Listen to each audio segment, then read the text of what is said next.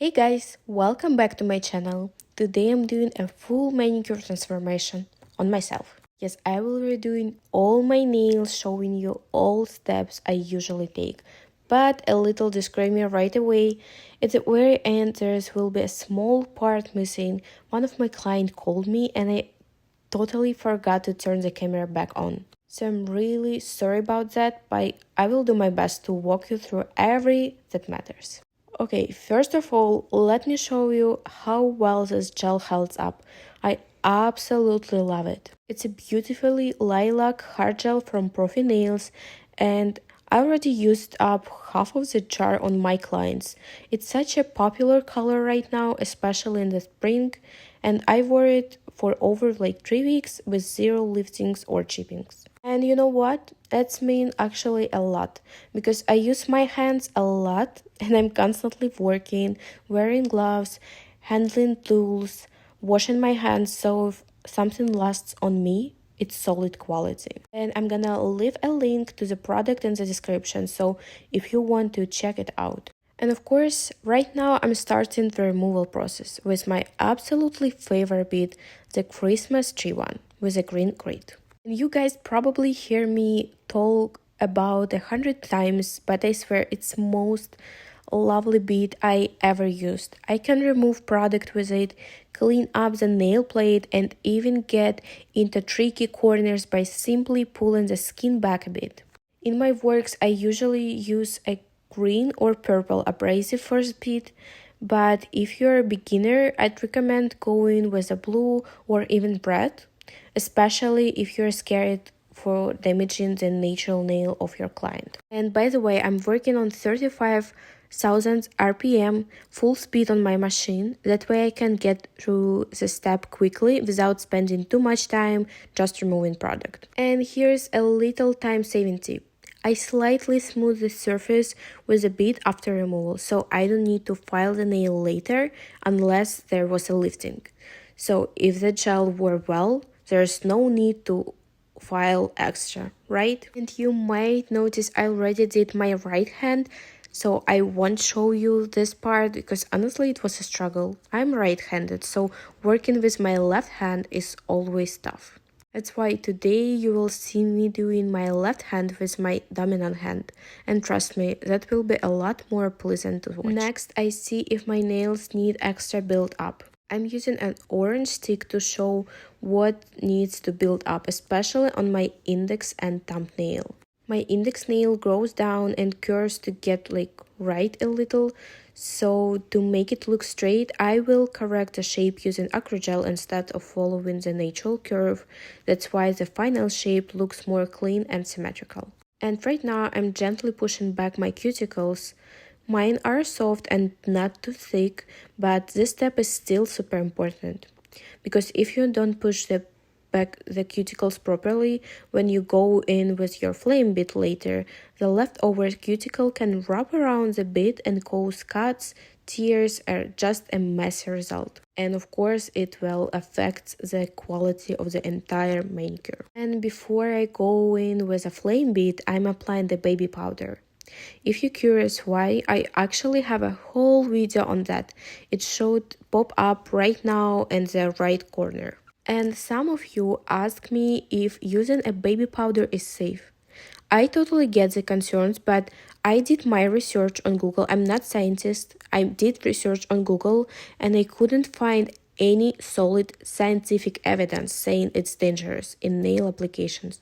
So if any of you have reliable sources, not only some magazines articles, so if any of you have reliable sources, not just magazines articles, feel free to share with me on my any social media or in the comments. I'd love to learn more. Now I'm going with a flame bead on my right side, working in conveyor style, which means repeating the same motion on each nail before switching sides.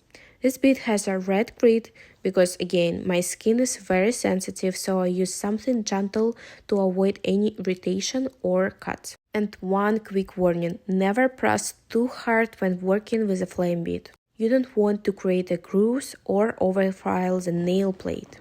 I will pop some photos here to show you what kind of damage I talking about, how it can looks like. They're not my works, just examples from the internet. But let me say, those kinds of cracks can make the nail super weak in the long run. The nail basically becomes split from within, so be more gentle, always.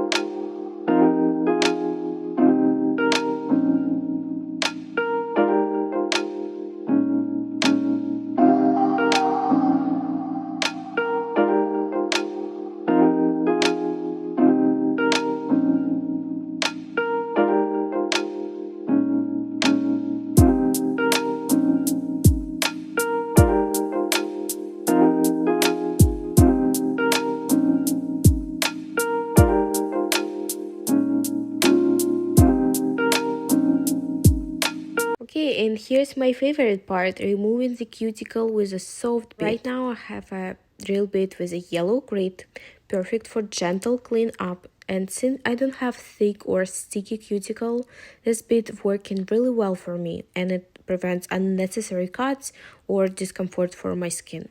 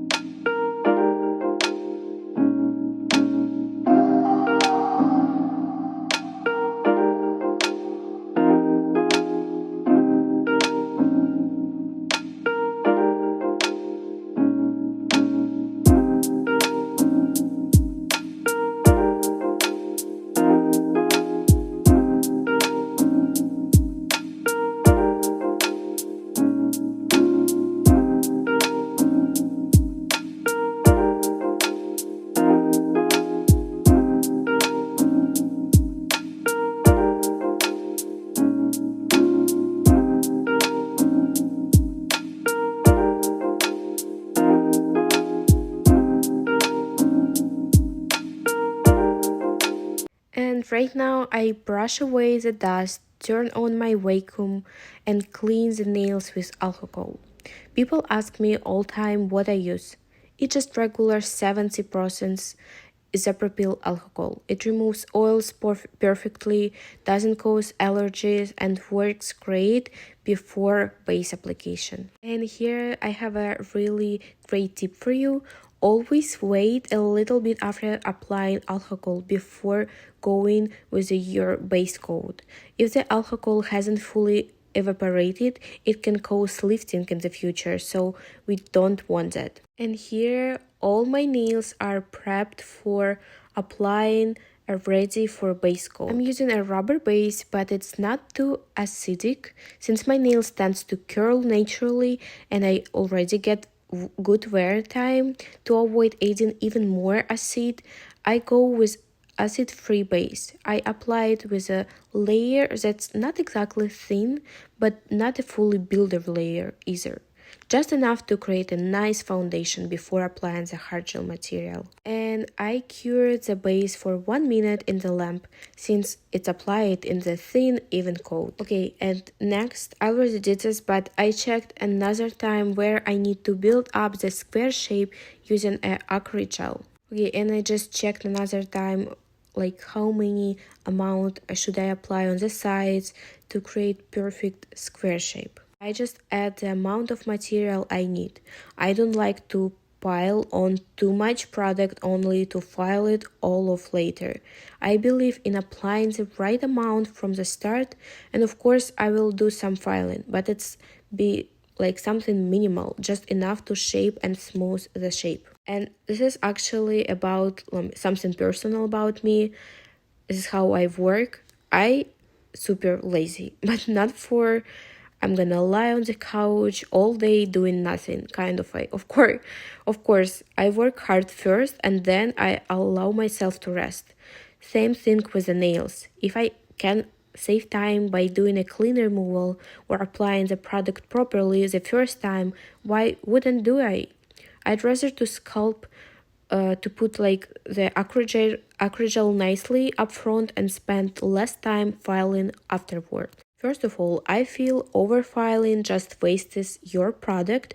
Think about it, like if you buy a 20 milliliters jar of acrygel and always overfile, over apply, and then file off the half, it's like 10 milliliters of dust going straight into the trash bag. That's not saves your time first and your money at all. Of course, if the nails for you as a hobby, okay, have a fun. But if the nails are your job, your business, then it has to be like it has to bring income. That's why I always say while you work, no more like $20 manicure, especially in New York. Right now I have a cost of my manicure is about like $50 or $60. That includes rent, tools, products, even a little client treats like a coffee or tea. Those things aren't free for me. I buy them, so I prep them, I stock them. Then there's my labor. I'm not doing things. If I am breaking even or losing money, that's not a real business. It's a hobby. And also, let's not forget about health. My health as a nail tech. I regularly get massages because as a nail technician, my back needs care and I do stretching at home using like just YouTube. But still, it's my time, my energy invested in keeping myself functional. That's part of my job too. So if you want to help calculating the real cost of your manicures, I have an Excel spreadsheet. You can just input every detail and it will calculate your actual cost per set. Most techs, because I shared it with some of my friends who is also nail technician and also with my students, most nail techs are shocked. It's not even about the nail techs. It can be done with any technician, like beauty technician. They're so shocked when they see it and finally start charging what they actually worth. Okay, let's back to the nails. I already filed the shape a bit. You can actually see it's just a light work to refine the square. I didn't have to go crazy with the file because the product, the acrygel, was applied cleanly from the start. I just smoothed things out and prepped for the next step. And this time I actually testing out a hard base. I usually work with the hard gels only, but a girl sent me the brand Allure New York, sent me a hard base and she said it holds up really well and even with the square shapes. So right now I'm giving a try. I will check back in a month when I'm gonna redo my nails and we will see how it lasted. Okay, and as I already said, unfortunately I missed recording a few steps because my phone call, but all I did was apply the base to every nail. Then I painted these little flowers, just felt inspired by some like spring, everything is blooming here in New York, especially I don't know about other places, which is so strange for me because normally I don't do any designs like this, but I wanted to go with some spring vibes. And here's the final result. What do you think? Let me know in the comments. And also not forget to like, subscribe, and tell me if you like to see more videos like this or if you didn't enjoy it. Be honest, I love hearing your thoughts. Bye!